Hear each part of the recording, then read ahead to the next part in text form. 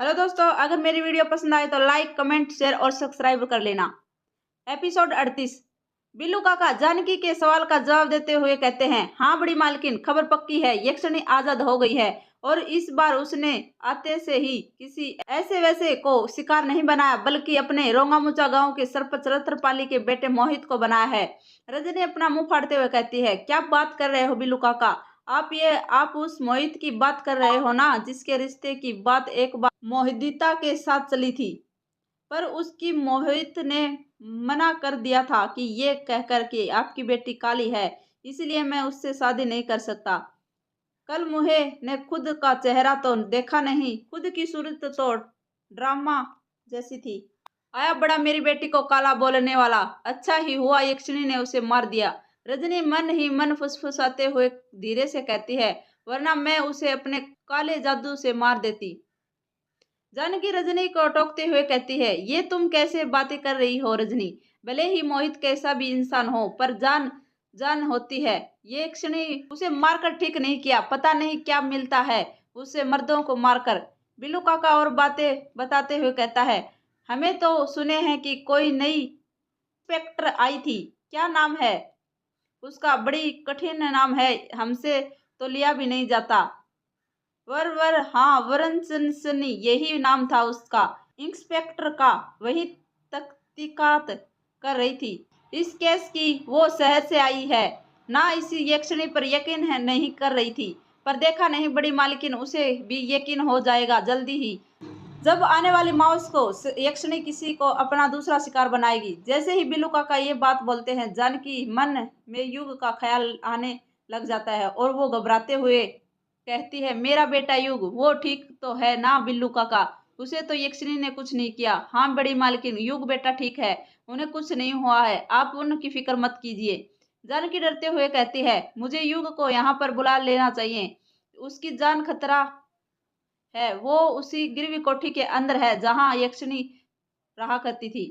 अमोदिता भी जानकी के साथ देते हुए कहती है, हाँ बुआ, आप ठीक कहती हो, हमें युग जी को यहाँ पर बुला लेना चाहिए, वो यहाँ पर अच्छे से रहेंगे, उन्हें कोई दिक्कत नहीं होगी, सारी सुख सुविधाएं मिल जाएंगी। रजनी हिचकिचाते हुए कहती है, पर भाभी क्या दलीप भैया मानेंगे?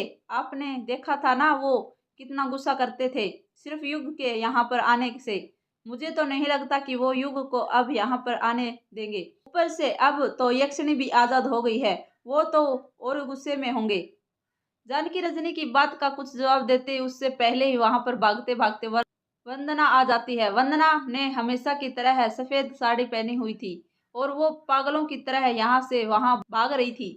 वंदना भागते हुए चिल्लाती हुई कहती है, वो आजाद हो गई, वो आजाद हो गई, मैंने कहा था ना उसे दरवाजा खोल दिया है, पर मेरी बात किसी ने नहीं मानी, अब वो आजाद हो गई है, खेल शुरू हो गया है, अब मैं फिर से यक्षिणी मर्दों का शिकार करके अपनी प्यास बुझाएगी, वो आजाद हो गई है, हाँ हाँ।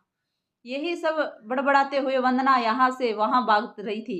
जानकी वंदना के पास जाते हुए कहती है, अरे वंदना बेटा, ये तुम क्या बोल रही हो? रुक जाओ, ऐसे भागो मत वरना गिर जाओगी। पर वंदना नहीं रुक रही थी, वो यहाँ से वहां भाग रही थी। रजनी वंदना को देखते हुए धीरे से कहती है, अरे ये पागल बाहर कैसे आ गई? अमोदिता डरते हुए कहती है, पता नहीं माँ। रजनी अमोदिता को घूरते हुए कहती है, तुम ही ना खाना और दवाई देने गई थी ना, इसी तो फिर ये बाहर कैसे आ गई? बता, दरवाजा अच्छे से लगाया था या नहीं लगाया था? किसे इसके कमरे का? अमोदिता हिचकिचाते हुए कहती है, हाँ माँ, मैं ही वंदना भाभी को खाना देने गई थी, पर आपको तो पता है मुझे वंदना भाभी से कितना डर लगता है, आप ही जबरदस्ती कर दे रही थी, इसलिए मैं चली गई थी। मैं खाना रखकर उनके कमरे में आ गई थी और दवाई भी निकाल के रखी दी थी, मुझे नहीं लगता वो खा लेगी, पर अभी उनकी हालत देखकर लगता नहीं है कि उन्होंने खाई होगी। रजनी अमोदिता पर गुस्सा करते हुए कहती है, नालायक लड़की, पागल वो नहीं तू है, नर्स होकर तुझे इतना भी नहीं पता कि कोई भी मरीज खुद अपने हाथों से दवाई नहीं खाता, उसके मुंह में जबरदस्ती ठूसना पड़ता है। जानकी वंदना को पकड़ते हुए कोशिश करती हुई कहती है, अरे तुम दोनों बस बातें करती रहोगी या वंदना को पकड़ने में मेरी मदद करोगी? जल्दी पकड़ो, इससे कहीं बाहर ना चले जाए, वरना एक मुसीबत खड़ी हो जाएगी। रजनी भागते हुए कहते, हाँ भाभी, अभी पकड़ती हूँ। जानकी, रजनी, अमोदिता और बिल्लू काका मिलकर वंदना को पकड़ने लग जाते हैं, पर वंदना उनके हाथ नहीं लग रही थी। वो यहाँ से वहां उन्हें नाचाए जा रही थी। बिल्लू काका वंदना को पकड़ते हुए कहते हैं, रुक जाओ बहू रानी, अब उस उम्र में मुझे बुढ़े को और कितना दौड़ाओगी। रजनी वंदना को पकड़ते हुए कहती है, रुक जा वंदना, रुक जा। वंदना भागते हुए मैन दरवाजे तक पहुंच जाती है। दरवाजे के पास पहुंचकर वो देखती है कि दरवाजा टिका हुआ था। दिमाग हालाती ठीक ना होने के कारण उसे लगता है जैसे दरवाजा बंद था। वो वहीं पर खड़ी हो जाती है। जानकी अपने कदम वंदना के पास बढ़ाते हुए कहती है, रुक जाओ वंदना, रुक जाओ। तुम एक अच्छी लड़की हो ना, और अच्छी लड़की इस तरह से बर्ताव नहीं करती। वंदना गुस्से से कहती है, वो आजाद हो गई है और अब अगला नंबर युग का है। वो युग को छोड़ेगी नहीं, वो युग को भी मार देगी। देख लेना, उसे भी मार देगी, ठीक उसी तरह है जिस तरह उसके बाप को मारा था। जैसे ही वंदना ये बात बोलती है, उसकी बात सुनकर वहां पर खड़े सभी लोग दंग रह जाते हैं। सबके होश उड़ गए थे। जानकी जहां पर थी वहीं पर रुक गई थी, जैसे कि एक बात वंदना ने बोलकर उसके पैरों तलक जमीन खिसक गई थी। वंदना दरवाजे पर खड़ी ही थी कि तभी एक हवा का झोंका आता है, जिसके कारण दरवाजा खुल जाता है। जैसे ही वंदना देखती है कि दरवाजा खुला हुआ है, वो झट से दरवाजा खोलकर बाहर भागने के लिए अपने कदम घर की दहलीज पर बाहर रखने लग जाती है। वंदना वहां से भागने ही वाली थी कि तभी वहां पर दलीप और सुदेश आ जाते हैं। दलीप वंदना को भागते हुए देखकर उसका हाथ पकड़ लेता है। वंदना गुस्से से कहती है, छोड़ मेरा हाथ, छोड़, जाने दे मुझे यहाँ से। दलीप वंदना का हाथ नहीं छोड़ता। वो भी वंदना के गुस्से से कह जा रहा था। रजनी अमोदिता से कहती है, अरे नालायक लड़की, तू खड़ी क्या है, जल्दी जा और बेहोश की इंजेक्शन लेकर आ। अमोदिता वहां से इंजेक्शन लेने के लिए चली जाती है। वंदना गुस्से से कहती है, तू नहीं छोड़े रहा है ना, मेरा हाथ मत छोड़, वो भी तुझे नहीं छोड़ेगी। देख लेना, तेरा नंबर भी आएगा, युग के बाद तेरा ही नंबर हो है। युग तो मरेगा, साथ में तू भी मरेगा, वो किसी को नहीं छोड़ेगी। इस बार वो दोनों गांव में मर्दों के नामों निशान मिटा दे कर ही जाएगी। वंदना की बात सुनकर तो पहले दलीप भी डर जाता है, पर घर में उसका रोब बना रहे और उस किसी को उसके डर के बारे में पता ना चले, इसीलिए वो जानबूझकर गुस्सा दिखाते हुए कहता है, इस पागल को कमरे से बाहर किसने निकाल दिया। जानकी दलीप से वंदना का हाथ छुड़ाते नाराज होते हुए कहती है, ये पागल नहीं है जी, बहू है हमारी घर की, आप मेरी बहू को पागल मत बोलिए। इतना कहकर जानकी वंदना को अपने सीने से सटका लेती है। दलीप जानकी पर उखड़ते हुए कहता है, अब पागलों को पागल ही बोलूंगा तो क्या बोलूंगा, और मैंने कितनी बार बोला है तुझे, ये कोई बहू नहीं है हमारी। हमारे इससे हमारे सारे रिश्ते अब तब टूट गए थे जब हमारा बेटा विराट मर गया था। समझी तू? मेरे तो समझ नहीं आता कि अभी तक हमें इसे पाल क्यों रहे हैं। कितनी बार बोला है इसे कहीं भेज दो, गांव में किसी को पता चलेगा कि ये पागल है तो हमारी और बदनामी होगी। बड़ी मुश्किल से पुरानी बदनामी के दाग अपने दामन में ही मिटाए हैं। मैं और बदनामी नहीं चाहता। आप ही बताइए जी, कहाँ पर जाएगी ये बेचारी इस हालत में? इसका अब हमारे सिवा है ही कौन इस दुनिया में? इसके तो माँ बाप भी नहीं है। इसका जो कुछ था सब हमारा विराट ही तो था, पर भगवान ने उसे भी से छीन लिया। दलीप पलटकर कुछ कहता उससे पहले ही वहां पर अमोदिता आ जाती है और जल्दी से वंदना के हाथ में इंजेक्शन लगा देती है। जैसे ही वंदना बेहोश हो जाती है, जानकी अमोदिता से कहती है, आजा, जा अमोदिता बेटा, वंदना को उसके कमरे में सुला देना। अमोदिता वंदना को बिल्लू काका की मदद के साथ वहां से ले जाने लग जाती है। जानकी दलीप से कहती है, बिल्लू काका बता रहे थे कि यक्षिणी आजाद हो गई है और उसने फिर से शिकार करना शुरू कर दिया है। दलीप बेनते हुए कहता है, शिकार कैसे नहीं करेगी, उसे युग ने दरवाजा जो खोल दिया है। मना किया था ना गिरवी कोठी में मत जा, पर उसने मेरी बात नहीं मानी। जानकी हिचकिचाते हुए कहती है, ये जी मैं क्या सोच रही थी, हम युग बेटे को यहाँ पर बुला लेते हैं, उसकी जान को वहां पर खतरा है तो मैं क्या करूं? अब गलती उसने करी है तो उसकी सजा तो उसे भुगतनी पड़ेगी ना। जब बोला था तब तो बड़ी अकड़ से के साथ कह रहा था कि उसे यहाँ पर नहीं रुकना, तो अब रुके वहीं उस डायन के पास। ये आप क्या बोल रहे हैं जी? वो आपके छोटे भाई का बेटा है, आपके उसे जरा भी फिक्र नहीं है क्या? गुस्से में दिलीप की आंखें लाल हो गई थी। वो जानकी को घूरते हुए कहता है, मेरा कोई छोटा भाई नहीं है, और ये बात तुम अपने दिमाग में अच्छे से बिठा लो, समझी तुम?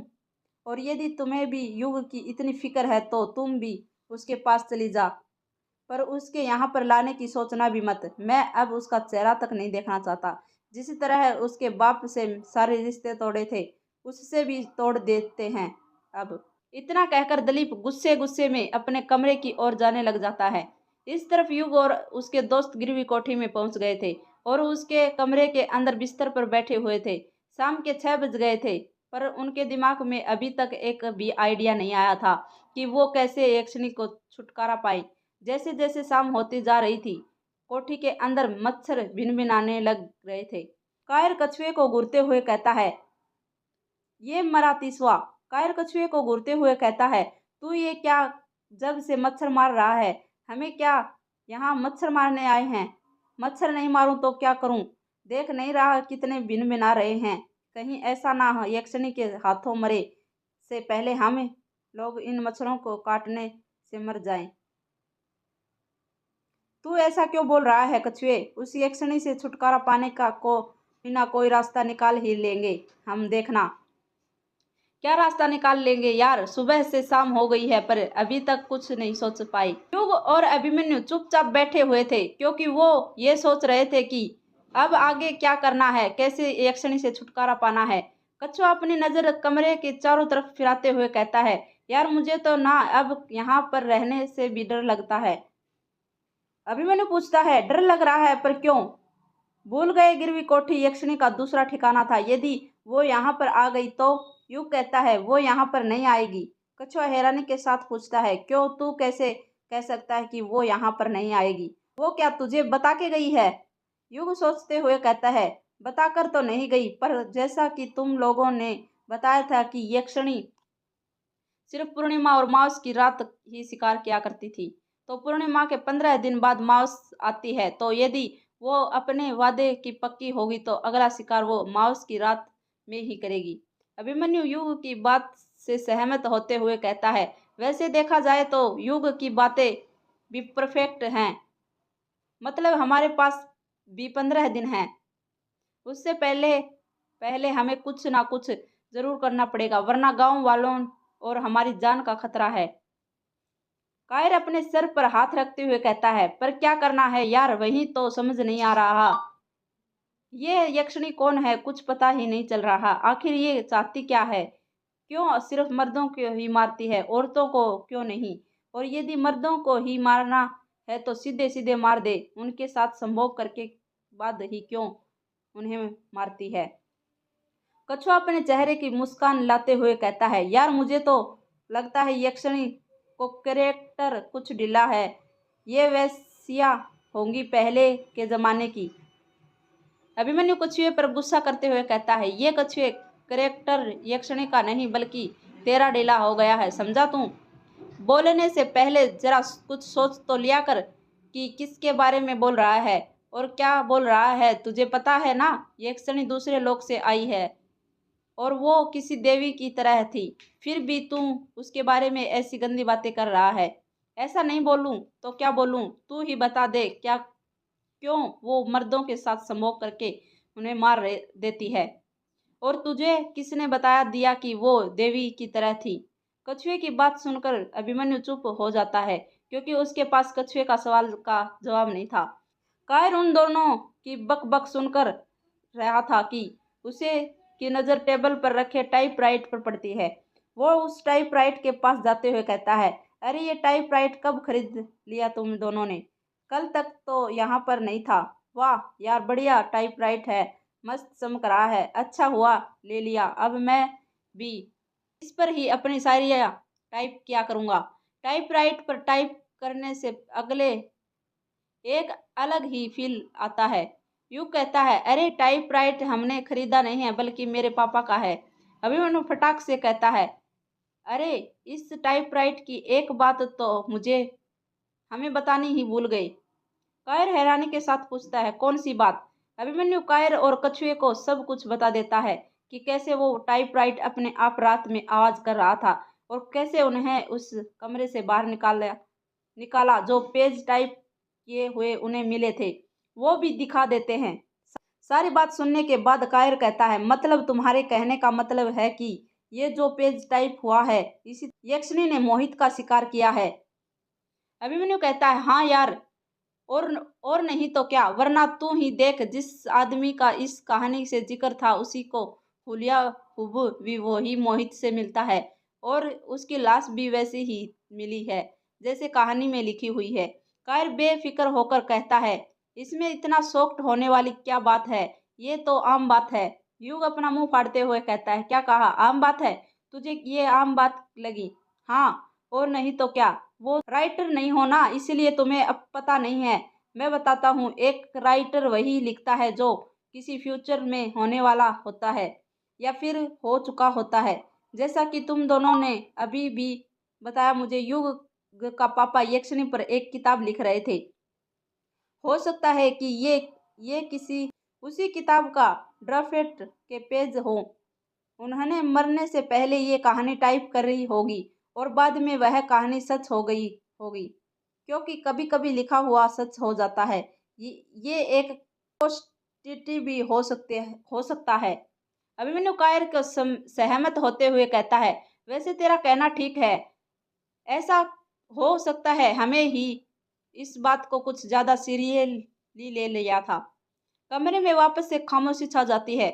सब दोबारा से यक्षिणी के बारे में सोचने लग जाते हैं कि कैसे उसका क्या किया जा सकता है। अभिमन्यु की नज़र टाइपराइट पर ही गड़ी हुई थी। वो एक टक नज़र से टाइपराइट को देखे जा रहा था। तभी उसके दिमाग में एक आइडिया आता है और वो खुश होते हुए कहता है, पता चल गया, पता। कुछ वह मुंह बनाते हुए कहता है, क्या पता चल गया?